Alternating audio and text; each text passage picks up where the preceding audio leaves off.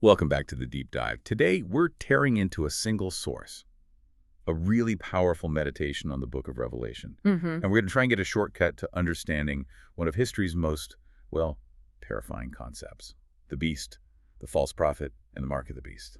And our source has a very provocative mission for us. Okay. It argues that the ultimate focus of this spiritual warfare, it isn't some big external world event. Right. It's Satan's goal to lead people, even those inside the church, to abandon principle and just follow pure instinct and desire. Wow.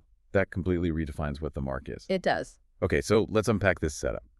Our source details how the state represented by the beast from the sea, kings, emperors, Right. always colludes with religious authority, the false prophet. It's a spiritual political merger. And if you look historically, the classic example is papal authority controlling secular kings during the Holy Roman Empire. And the mechanism is always the same. Always. Religious powers exploit genuine human fear, our spiritual fear, and they act as this intermediary to the divine. And that justifies state control, draining the lifeblood of the people. Exactly. So Revelation 13 talks about the false prophet creating a system that forces the mark, making it impossible to buy or sell. How does the source see that working in practice? Well, the material suggests that these religious figures, they capitalize on uncertainty, on fear.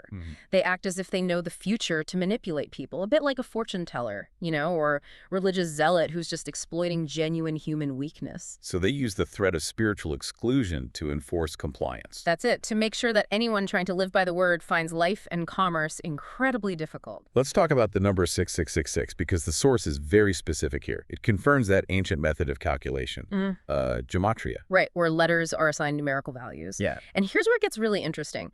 The source leans heavily on the widely accepted categorical interpretation, linking 666 directly to the Roman Emperor Nero. The hero. Yes. If you transliterate Nero Caesar into Aramaic as Nerin Caesar, the value is 666. It even notes how this flies in the face of later ideas designed just to defame people like Muhammad or Martin Luther. Wait, so is the source saying we should just dismiss all modern interpretations for one that's 2,000 years old? Yes, quite firmly. The source states the mark is not a barcode. Okay. It's not a microchip, a QR code, or any political bloc like the UN or the EU. Because those are all external material things. Exactly. And the prophecy is fundamentally about non-material spiritual control. So if it's not external, what is the mark? The source insists it symbolizes intentional disobedience. A choice. A deliberate choice for covetousness and self-satisfaction over God's statutes. It's willingly living by instinct because Satan's privileges, the ability to buy, sell, enjoy the world, they seem more appealing. And this raises a challenging connection to modern life. It does. The source claims that today, this struggle manifests through governments subtly blocking people who live according to the Bible's word. And they often use religious freedom as a shield for that pressure. That's the argument. And we need to be really clear here. This is the view of the source material we're examining. Of course. It specifically lists the legalization of acts the Bible calls sin, adultery, marijuana, homosexuality as examples of this systemic pressure. And it argues this pressure extends to legally burdening Christian-run businesses and churches, sometimes, to the point of bankruptcy. And that pressure is often mirrored by false prophets within the church itself. Yes. The source is very wary of those who promote concepts like liberal theology, queer theology, or just religious unity for its own sake. Because it argues these things distort true faith. Right. By prioritizing, say, flamboyant sermons or mystical phenomena over adherence to the Bible whole. So what does this all mean for you, the listener?